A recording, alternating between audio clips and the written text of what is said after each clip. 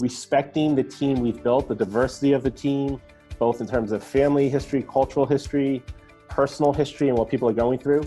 And I think that breeds confidence. If we can allow people to be their authentic selves, be transparent as to decisions we're taking, where we're going, when we don't hit the high mark, why we fell short, what we're going to do about it, I think that breeds confidence. It breeds confidence in the executive team. It breeds confidence in our innate ability to figure things out. And it breeds confidence that you can be yourself. You've been hired for a reason, and you can be your authentic self, and we come together and make things happen. Welcome to Grow Think Tank. This is the one and only place where you will get insight from the founders and the CEOs of the fastest growing privately held companies. I am the host. My name is Gene Hammett. I help leaders and their teams navigate the defining moments of their growth. Are you ready to grow? When you believe in your employees, you want to make sure that they show up every day to be the best versions of themselves. Leaders like you really want to make sure that people show up knowing what to do, engage with their work, and very simply put, that they want to actually do the work. I smile when I say this because you want to make sure that you are bringing in people and investing in them in such a way that they are giving everything they've got to the business. Well, I reached out into my network to figure out who would be best to talk about this, and I found a company that was really amazing, Liftoff. Liftoff is one of the fastest growing companies out there in 2017 and 18 on the Inc. list. They have over 200 employees, and really just something fantastic about them I wanted to share with you through this interview. I'm talking with Mark Ellis, who is their co-founder and the CEO of the company. We talk about the power of making employees really the best versions of themselves, really connecting to what's going on inside them, as well as the external skills that are necessary to do their work and go beyond that. And the result behind it is a fast-growing company, an amazing product. Thanks for tuning in here to Grow Think Tank. Really excited about sharing this with you. And before you run, I have done so many interviews over the last few weeks. I have such an exciting time to share with you that those interviews have been organized into the 12 core principles of fast growth companies. So all you have to do to get that is go to genehammett.com/worksheet. So you can get the 12 principles, and I've been able to go in there and find which episodes will align to each individual episode. When you subscribe to Grow Think Tank, you will find exactly what you need so that you can move forward. And many of them haven't been published yet, depending on when you're hearing this, but you can tune in to the date that means the most to you. So tune in to the interview now with Mark Ellis, co-founder at Liftoff. Hi, Mark. How are you? Good, Gene. How are you doing? I'm fantastic. Excited to have you here because I've already let our audience know a little bit about the company and about you, but I want them to hear it from you. So tell us about the company and kind of where it started. Sure. I love talking about all things Liftoff, so happy to do so. We officially began 6.5 years ago, August of 2012, but really there were about 1.5 years, 2 years before that my two co-founders and I, Harry Robertson, Phil Crosby, and I were noodling on the idea that became Liftoff. And as all good entrepreneurs do, we try and de-risk as much as possible. So there was some market testing, some prototype building. And once we had enough signals suggesting that the concept that has become Liftoff would be a good fit, we jumped in with both feet. And I brought to the effort a career in tech companies, both small and large, from the likes of Google, Disney on the content side, leveraging technology. And I was itching to get into something from the very beginning. So it was fun to kind of see Liftoff get off the ground, and we haven't looked back since. Well, I really appreciate you giving us that background. I'm curious about your own personal leadership style. How would you describe your leadership style? I think my leadership style has evolved over time, and it's certainly been shaped by leaders I've been fortunate to work underneath through my professional and other experiences. I think it's a blend. It's a blend, and it adapts based on who I am leading. On the one hand, it's definitely visionary in spirit. So understanding where we're going, what is the effort we're pursuing, and being able to articulate that vision for the people who are involved in the effort. There is part hands-on, where I need to be hands-on to both show and demonstrate and remove obstacles, and there's part empowerment. So if you hire the right people, ask the right people to join the effort, and give them enough room to demonstrate the skills you've assessed them to have, that should also be welcomed and celebrated. So it's a blend of those different elements. And there's another piece to it, and I think they all kind of fit in there, but you have this concept of making employees the best version of themselves. So I'd love for you to like describe what that means to you. Sure. Well, I think philosophically, one lives life searching for deeper meaning and an impact we can have. And that means different things to different people, and certainly where you are in your stage of life. When you think practically, you spend a lot of time in your professional pursuits. You know, you'll spend anywhere from 8 to 12 hours a day, Monday through Friday, in your physical work environment or virtual work environment. So you give a lot of time to it. So I think that philosophical approach is very much true and alive in a professional journey as well. And so, you know, since I have the awesome, privileged responsibility of creating an environment for 180 Liftoffers and growing, and also impacted by other experiences I have had where I became a better version of myself, I certainly set out, and we now are very motivated to have an environment where people can be their best selves, so be able to demonstrate all the skills they have been able to master, develop more skills on the job, and move past where they were when they came in and become a better version of themselves. By that I mean they take on more responsibilities, they get into other environments, people management, geographic environments, functional environments, so that they can become a better version of themselves.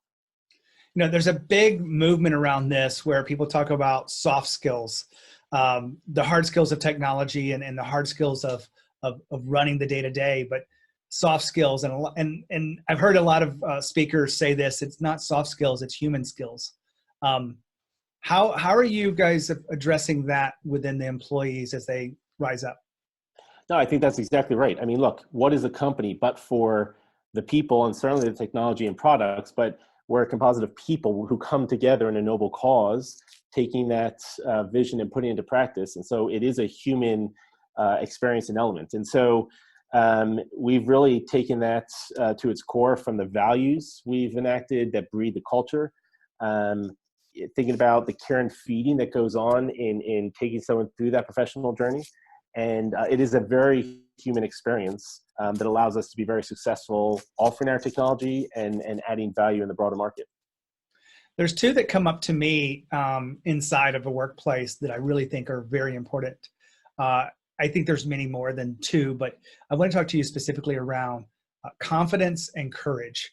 How are you really encouraging people to be more confident in their day-to-day work as they evolve through the fast pace you have there? Well, confidence is a good one. I would say something that it starts with me as CEO and hopefully percolates throughout the organization. I try and be my authentic self. And by that, I mean, I'm a part husband, part father, part CEO, founder CEO, and be real with what's going on in life outside of Liftoff, as well as what's happening within Liftoff internally, as well as in the broader industry. That coupled with some of the being transparent, being friendly, respecting the team we've built, the diversity of the team, both in terms of family history, cultural history, personal history, and what people are going through. And I think that breeds confidence. If we can allow people to be their authentic selves, be transparent as to decisions we're taking, where we're going, when we don't hit the high mark, why we fell short, what we're going to do about it, I think that breeds confidence. It breeds confidence in the executive team. It breeds confidence in our innate ability to figure things out. And it breeds confidence that you can be yourself. You've been hired for a reason, and you can be your authentic self, and we come together and make things happen. Now let's look at courage, because I separate those a little bit, because you can be confident but not still not have the courage to share that idea that you may think is maybe a little bit crazy out there. How do you get people to really be more courageous in the work and the chances they take? You know, it's funny, that is explicitly one of our 6 values, and we call it courage to change. We want people on the way in to know we don't think we're infallible or we have figured everything out. And after you've come in and you spent a little time with us understanding the processes, the products we've built, how we interact with the market, we want you to know you should have courage to say, I think there's a better way to do things now. We need to evolve our process. And so it starts with going on record to say, we want you to have that courage to go against the grain if it's warranted and suggest a better way. We have softer ways to do that with our spot awards or with how we celebrate things in our monthly all hands. We celebrate when someone has courageously taken on a new task or won over a customer or been able to articulate a new way of thinking about performance metrics and so on and so forth. And then certainly we are a meritocracy. We look for ways to help people on their journey of becoming a better versions of themselves. And so whether it be through big P promotions or small P promotions, ladder step-ups in their functional career, there's many different methods we use to say, Liftoff is a courageous undertaking. We want you to be courageous, and we think highly of people that have that courage to change for the better. Now, Mark just talked about the courage to change. Really is a powerful element. And you probably think about, how do you get people to accept change? And you want to make sure you're hiring so that they really embrace change in the front end. But how do you get them to have the courage to change as the company is changing so fast? The technology changes, the process changes, sometimes the tools change, sometimes the management changes, sometimes leadership has got a new direction, and all of that is going to change very fast. I don't think it's going to slow down. You probably don't think it's going to slow down. So you want to encourage your people to have this whole courage for change inside the organization. I work with a lot of leaderships, teams and leaders specifically to help them understand what that is and how to engage that from others from the inside out. If you have any questions, make sure you reach out to me. Now back to the interview with Mark.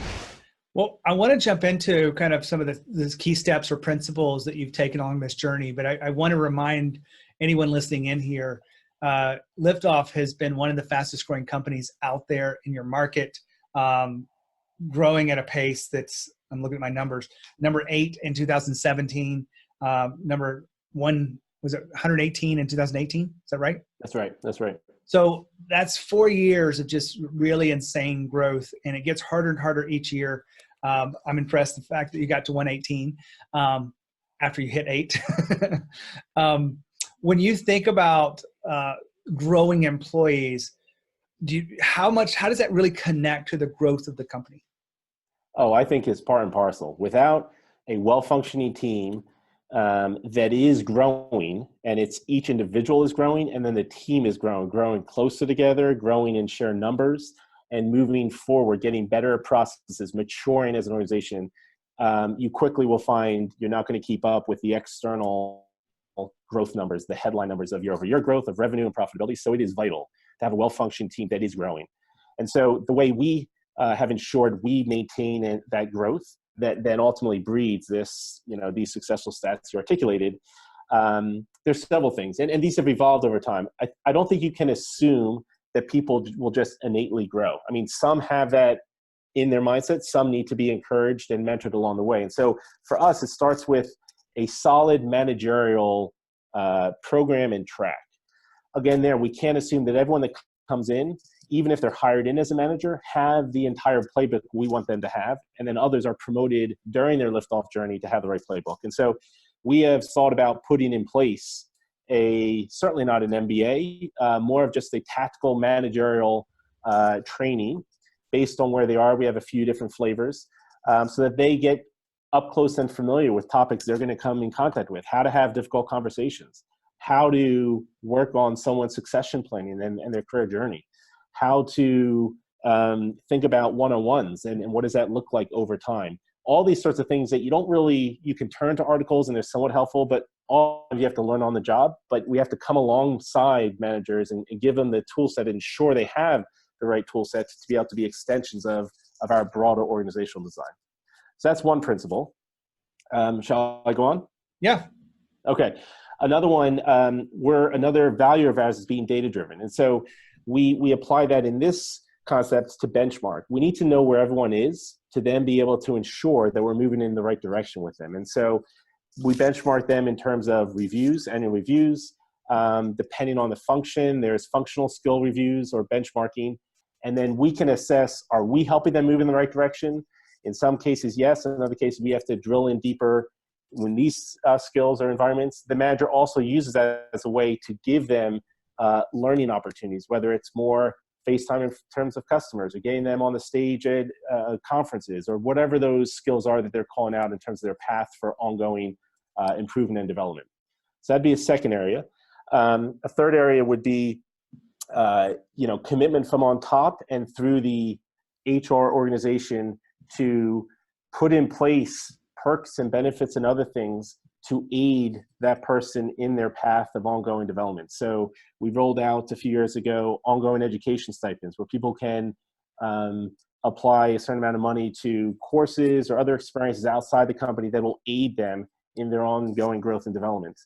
Another is we have a certain philosophy around how we build and grow regional offices. And so we look for people inside the company to send to other locations. If they can get the international experience, they can help seed both culturally and functionally new offices. And it pays itself off very well because there's a lot of cultural glue that then is then weaved with these regional offices. So that's another example of things we're doing to help people become better versions of themselves. Now, Mark just talked about the commitment from the top. Now, we know that we must be able to invest in programs as leaders, but there's also another side to this. When you have commitment at the top and others are committed to you, you're not expecting the people to just pick up and do everything and figure everything out. There is commitment from both sides. Now, the kind of leaders that are really growing fast companies understand that they want to engage people at a different level than just doing the work. And that's what this whole conversation is about today in this interview, is really getting people connected to the work that they're doing in a meaningful way. Yeah, it's great when the company leaders have invested in programs, but you also want the kind of people, and you want to lead them in such a way that they are so engaged to the work. They're willing to take ownership. This is the core of the work I do with my leadership teams that I work with on a day-in basis and in the trenches, so to speak. And I'd love to share with you some of our ideas. If you want to grow your business to the next level, make sure you reach out to me, gene@genehammett.com. Now back to the interview. Now that has a lot to do, I think, with you guys really believing in how growth really matters to the overall growth of the company. What are some of the mistakes you've made in this journey of putting together the programs to grow people?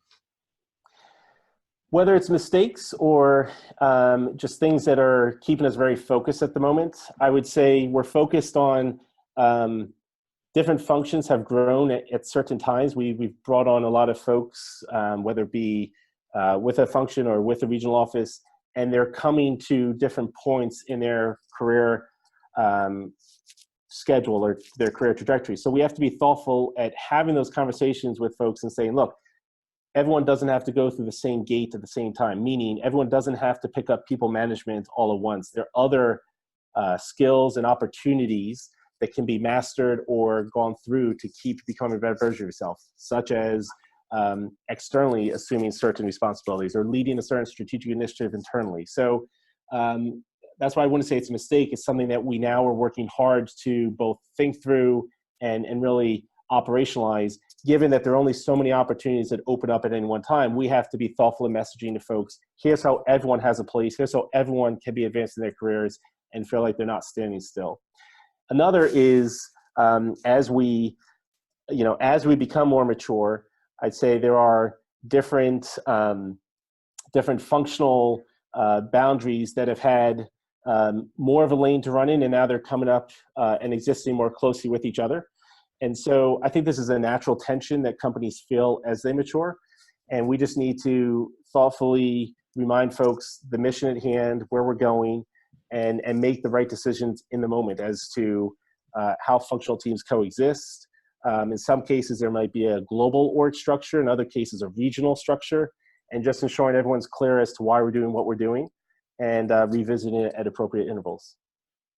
You know, one of the things I feel like missing, and you probably addressed this, but I just want to ask you, we talk about company goals a lot. We talk about team goals, but the personal individual goals, like what skills does that person want to gain? How are you getting that? And then how are you reacting to the skill that person, like you said, public speaking earlier, if you use that example, how are you guys reacting to it and getting that information from the employee?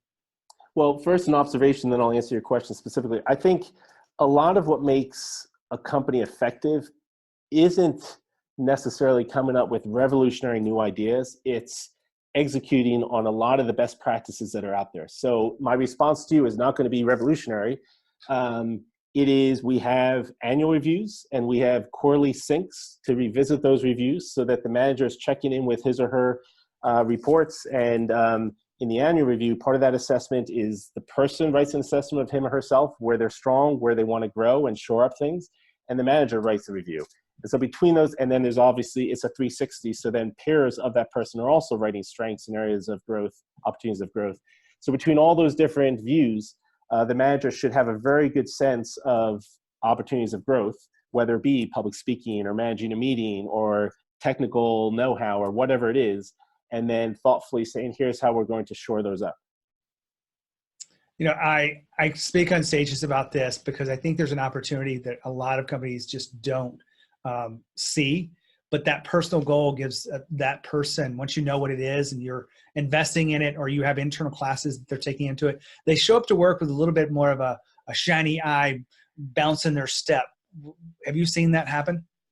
Most definitely. And that's why I think, going back to the theme you opened with, becoming a better version of oneself, it has so much positive energy flowing from it if that's the company's mission. And to take it to a tactical level, most definitely, if someone feels like they're becoming a better version of themselves, they are learning new skills, they're becoming more confident at this or doing that, that's part of, feeling good about life in general. And so, yes, they have a spring in their step. They're more tied into what's going on with the company. You retain them longer. They're better at advocating on behalf of the company externally. So it pays so many dividends, and I think it's just the right thing to do. Well, I really appreciate you sharing all that with us today. One final question for you is, what do you do next? Like, how do you keep the company and your own leadership evolving as the company keeps changing and keeps growing? Well, yeah, so we are fortunate that the industry we're in, mobile marketing and advertising, is very dynamic and growing quickly. And we happen to be winning in the market, which is exciting, but we don't take that for granted. So one thing that I get to do, and by extension we all get to do, is redefine my priorities each year. That keeps it fresh. It keeps me very engaged because I'm tackling new challenges, working on new opportunities. And that then flows through me to my executive team, what I'm asking them to work on and focus on and what they naturally have to focus on, and then through them to their direct reports. So I think the key is keeping things fresh, not changing the basics or fundamentals. Our values remain the same. The culture we are trying to continue to foster remains intact, but it evolves. I mean, we have more people scattered more broadly around the world. Our products and product offering are more diverse today. We offer user acquisition and re-engagement and more exciting things to come. That means we have new challenges to figure out, new customer types to interact with. And I think that's what keeps things fresh, keeps people engaged, presents more opportunities to become better versions of themselves, and gives us a lot to work on. Well, I appreciate you sharing that with us, and thanks for being here at Growth Think Tank. If our audience want to get in touch with you, where do you send them to? They can send me a note at mark@liftoff.io. Fantastic. Well, I really appreciate you sharing your wisdom and insights here. Thanks, Gene. Have a good day. Wow, what a great conversation.